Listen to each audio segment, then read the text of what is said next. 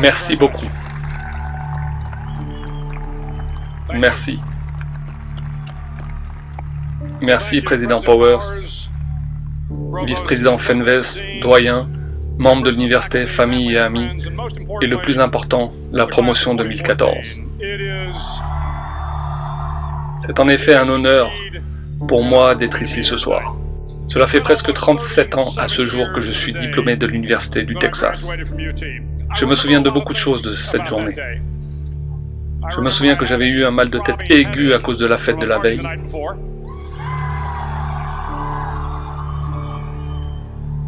Je me souviens que j'avais une petite amie sérieuse, que j'ai épousée plus tard. C'est important de s'en souvenir d'ailleurs. Et je me souviens que j'étais commissionné dans la marine ce jour-là. Mais de toutes les choses dont je me souviens, je n'avais aucune idée de qui était l'orateur du discours d'ouverture ce soir-là. Et je ne me souviens certainement pas de ce qu'il ou elle a dit. Donc reconnaissant ce fait, si je ne peux pas rendre ce discours d'ouverture mémorable, j'essaierai au moins de le rendre court. Le slogan de l'université est « Ce qui commence ici change le monde ». Je dois admettre que je l'aime plutôt bien. Ce qui commence ici change le monde. Ce soir, il y a près de 8000 étudiants. Plus de 8000 étudiants diplômés de l'UT. Ce grand exemple de rigueur analytique, Ask.com, affirme que l'Américain moyen rencontrera 10 000 personnes au cours de sa vie. 10 000 personnes, cela fait beaucoup de gens. Mais si chacun d'entre nous change la vie de seulement 10 personnes, et chacune de ces personnes change la vie de 10 autres personnes, puis de 10 autres, alors, en 5 générations, 125 ans, la promotion de 2014 aura changé la vie de 800 millions de personnes. 800 millions de personnes. Réfléchissez bien. Plus de 2 fois la population des États-Unis. Continuez avec une génération de plus et vous pouvez changer toute la population du monde. 8 milliards de personnes. Si vous pensez qu'il est difficile de changer la vie de 10 personnes, changer leur vie pour toujours, vous vous trompez. J'ai vu cela se reproduire tous les jours en Irak et en Afghanistan. Un jeune officier de l'armée prend la décision d'aller à gauche, plutôt qu'à droite sur une route à Bagdad. Et les 10 soldats avec lui sont sauvés d'une embuscade.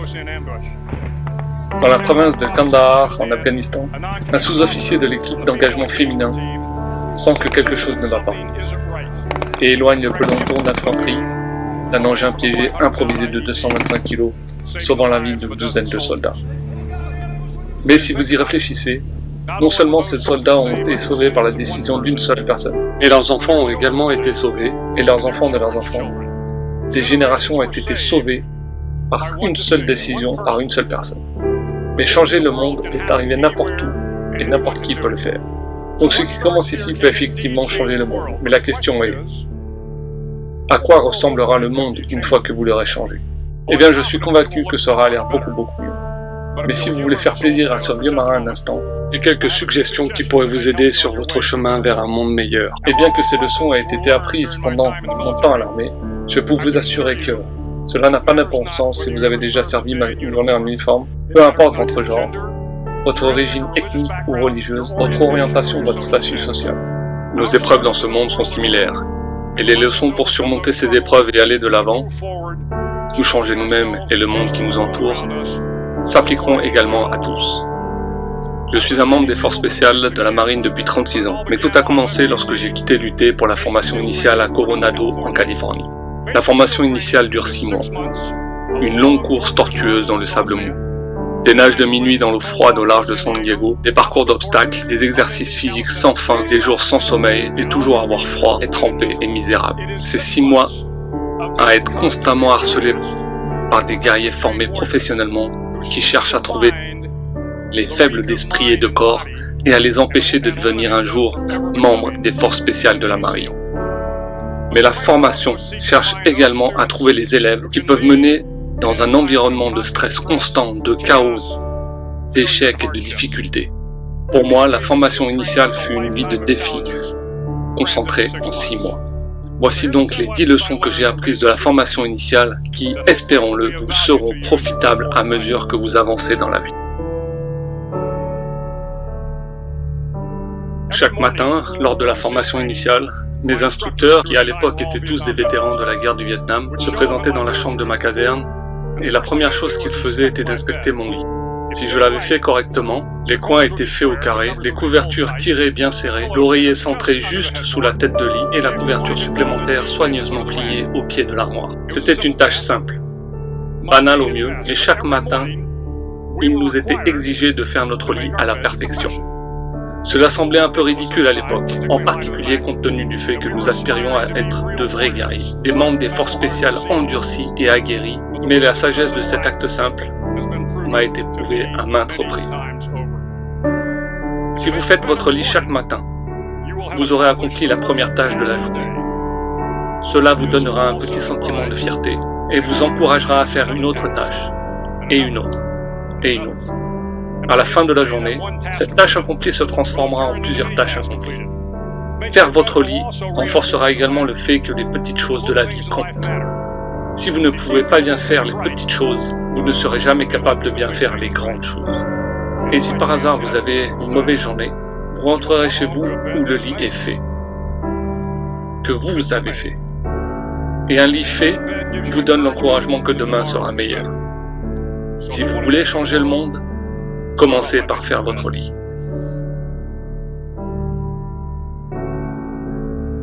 Pendant la formation des forces spéciales, les élèves sont répartis en équipages par bateau. Chaque équipage est composé de 7 élèves, 3 de chaque côté d'un petit canot pneumatique et un barreur pour aider à guider l'embarcation. Chaque jour, votre équipage est formé sur la plage et reçoit l'ordre de traverser la zone de surf et de pagayer plusieurs kilomètres le long de la côte. En hiver, les vagues au large de San Diego peuvent atteindre 2,50 m à 3 mètres de haut et il est extrêmement difficile de pagayer à travers les vagues tombantes à moins que tout le monde s'y efforce. Chaque coup de pagaie doit être synchronisé avec la cadence du barreur. Tout le monde doit fournir un effort égal, sinon le bateau tournera contre la vague et sera rejeté sans ménagement sur la plage. Pour que le bateau arrive à destination, tout le monde doit pagayer. Vous ne pouvez pas changer le monde seul.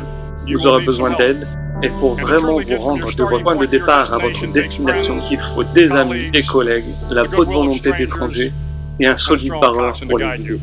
Si vous voulez changer le monde, trouvez quelqu'un pour vous aider à pagayer. Après quelques semaines d'entraînement difficiles, la promotion de force spéciale, qui avait commencé avec 150 hommes, n'en comptait plus de 40. Il y avait maintenant 6 équipages de 7 hommes chacun. J'étais dans le bateau avec les grands gars. Mais le meilleur équipage que nous avions était composé des petits gars. L'équipage des nabos, nous les appelions. Aucun ne mesurait plus d'1,65 m. L'équipage des nabos était composé d'un Amérindien, d'un Afro-Américain, d'un Polonais américain, d'un Grec américain, d'un Italo-américain et de 2 enfants durs du Middle West. Ils ont surpassé en pagaie, en course et en nage tous les autres équipages. Les grands hommes des autres équipages se moquaient toujours avec bonne humeur des minuscules petites palmes que les nabos mettaient sur leurs minuscules petits pieds avant chaque nage. Mais d'une manière ou d'une autre, ces petits gars, de tous les coins de la nation et du monde, ont toujours eu le dernier mot pour rire, nageant plus vite que tout le monde et atteignant le rivage bien avant nous. La formation des forces spéciales a été un excellent égalisateur. Rien n'avait plus d'importance que votre volonté de réussir, et pas votre couleur, ni votre origine ethnique, ni votre éducation, ni votre statut social. Si vous voulez changer le monde, mesurez une personne à la taille de son cœur, pas à la taille de ses palmes.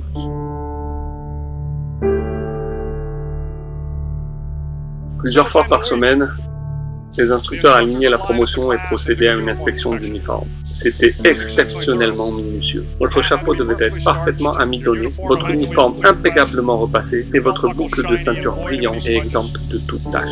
Mais il semblait que peu importe les efforts que vous déployiez pour amidonner votre chapeau, repasser votre uniforme ou polir la boucle de votre ceinture, ce n'était tout simplement pas suffisant. Les instructeurs trouvaient toujours quelque chose qui n'allait pas. Pour avoir échoué à l'inspection de l'uniforme, l'élève devait courir entièrement vêtu dans la zone de surf. Puis, mouillé de la tête aux pieds, se rouler sur la plage jusqu'à ce que chaque partie de son corps soit recouverte de sable. L'effet était connu sous le nom de cookie au sucre.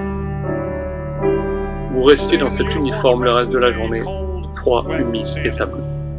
Il y avait beaucoup d'élèves qui ne pouvaient tout simplement pas accepter le fait que tous leurs efforts étaient vains, que peu importe à quel point ils ont essayé de rendre leur uniforme impeccable, ce n'était pas apprécié à sa juste valeur. Ces élèves n'allaient pas jusqu'au bout de la formation. Ces élèves ne comprenaient pas le but de l'exercice. Vous n'alliez jamais réussir. Vous n'alliez jamais avoir un uniforme parfait. Les instructeurs ne le permettaient pas. Parfois, peu importe la qualité de votre préparation ou de vos performances, vous finissez toujours comme un biscuit au sucre. C'est juste la façon dont la vie est parfois. Si vous voulez changer le monde, surmontez d'être un biscuit au sucre et continuez d'avancer. Chaque jour pendant l'entraînement, vous étiez confronté à de multiples épreuves physiques, longues courses, longues nages, parcours du combattant, des heures d'exercice physique, quelque chose conçu pour tester votre mental. Chaque épreuve avait un niveau, un temps que vous deviez respecter. Si vous ne respectiez pas ces temps et niveaux, votre nom était affiché sur une liste. Et à la fin de la journée, ceux qui y figuraient étaient invités à un cirque. Un cirque, c'était 2 heures d'exercice physique supplémentaires conçus pour vous épuiser, vous briser le moral, vous forcer à abandonner. Personne ne voulait de cirque. Un cirque signifiait que, pour ce jour-là, vous n'étiez pas à la hauteur. Un cirque signifiait plus de fatigue, et plus de fatigue signifiait que le lendemain serait plus difficile, et plus de cirque était probable. Mais à un moment donné, pendant la formation des forces spéciales, tout le monde, était sur la liste du cirque. Mais une chose intéressante est arrivée à ceux qui étaient constamment sur la liste. Au fil du temps, ces élèves, qui ont fait 2 heures supplémentaires d'exercice physique, sont devenus de plus en plus forts. La douleur des cirques construit la force intérieure et la résilience physique. La vie est remplie de cirques.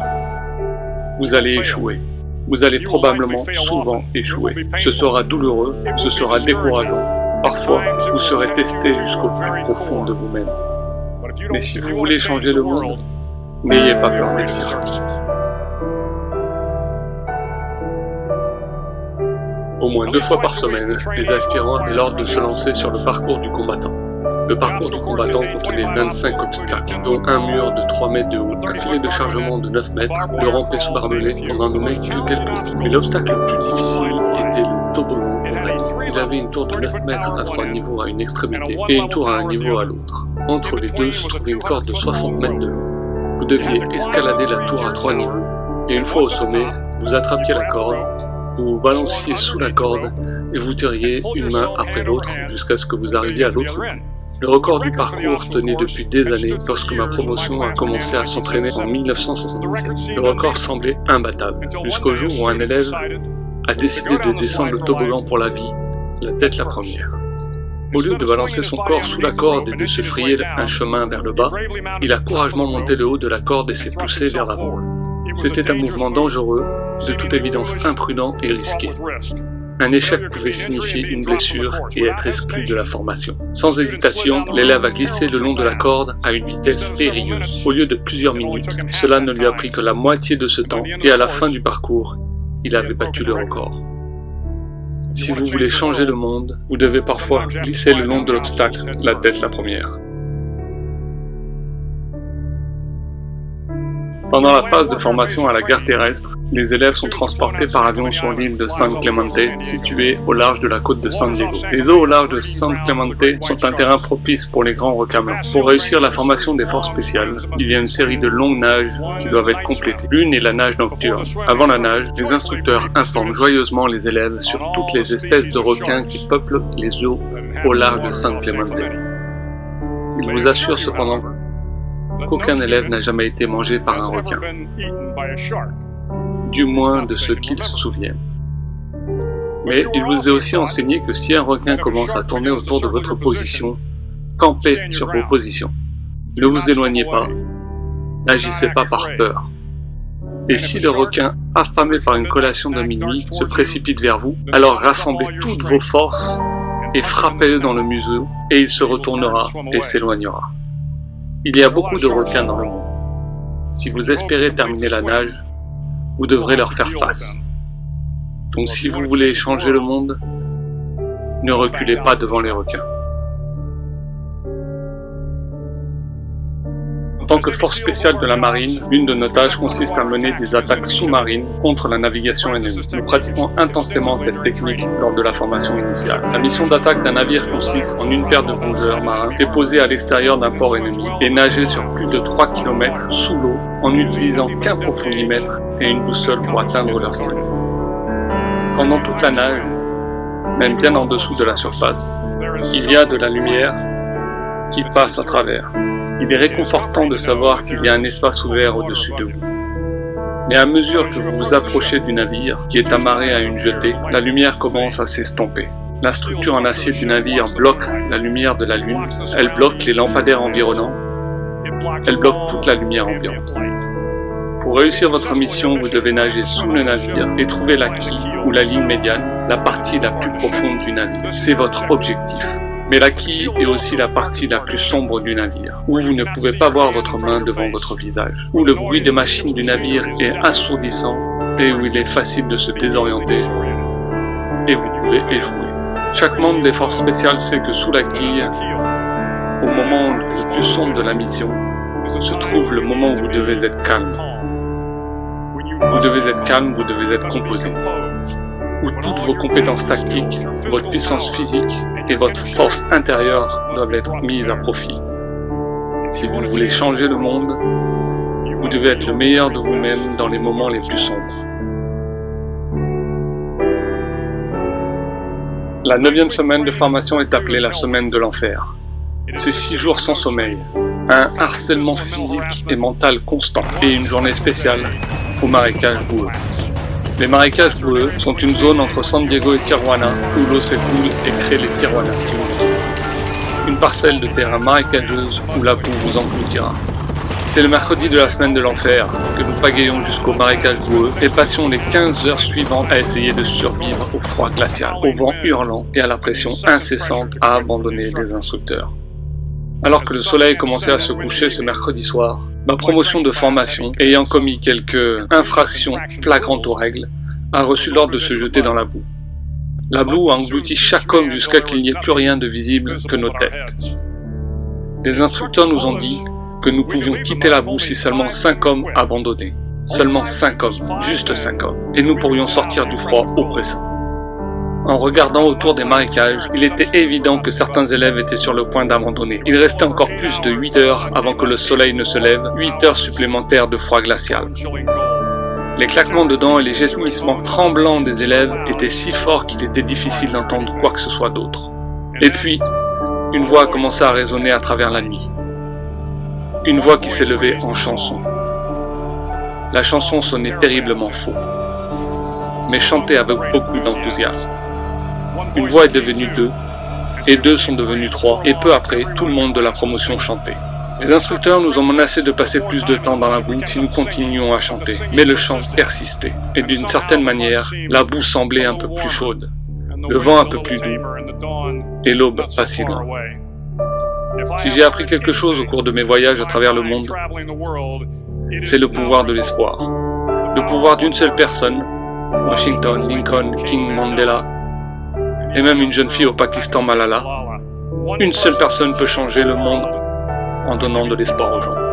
Donc si vous voulez changer le monde, commencez à chanter quand vous êtes dans la boue jusqu'au cou. Enfin, dans la formation des forces spéciales, il y a une cloche en laiton, qui pend au centre de l'enceinte pour que tous les élèves puissent la voir. Tout ce que vous avez à faire pour abandonner, est de sonner la cloche. Sonnez la cloche, et vous n'aurez plus à vous réveiller à 5 heures. Sonnez la cloche, et vous n'aurez plus à nager dans un froid glacial. Sonnez la cloche, et vous n'aurez plus à faire les courses, le parcours du combattant, les exercices physiques, et vous n'aurez plus à endurer les difficultés de l'entraînement. Tout ce que vous avez à faire est de sonner la cloche pour en sortir. Si vous voulez changer le monde, ne sonnez jamais, jamais la cloche. À la promotion de 2014, vous êtes à quelques instants de l'obtention du diplôme, à quelques instants du début de votre voyage dans la vie, à quelques instants de commencer à changer le monde pour le mieux. Cela ne sera pas facile. Mais vous êtes la promotion de 2014, la promotion qui peut affecter la vie de 800 millions de personnes au siècle prochain. Commencez chaque journée avec une tâche accomplie. Trouvez quelqu'un pour vous aider dans la vie, respectez tout le monde. Sachez que la vie n'est pas juste et que vous échouerez souvent, mais si vous prenez des risques, progressez lorsque les temps sont les plus difficiles. Tenez tête aux oppresseurs, défendez les opprimés et n'abandonnez jamais, jamais. Si vous faites ces choses, prochaines générations et les générations qui suivront vivront dans un monde bien meilleur que celui que nous avons aujourd'hui. Et ce qui a commencé ici aura en effet changé le monde pour le mieux. Merci beaucoup.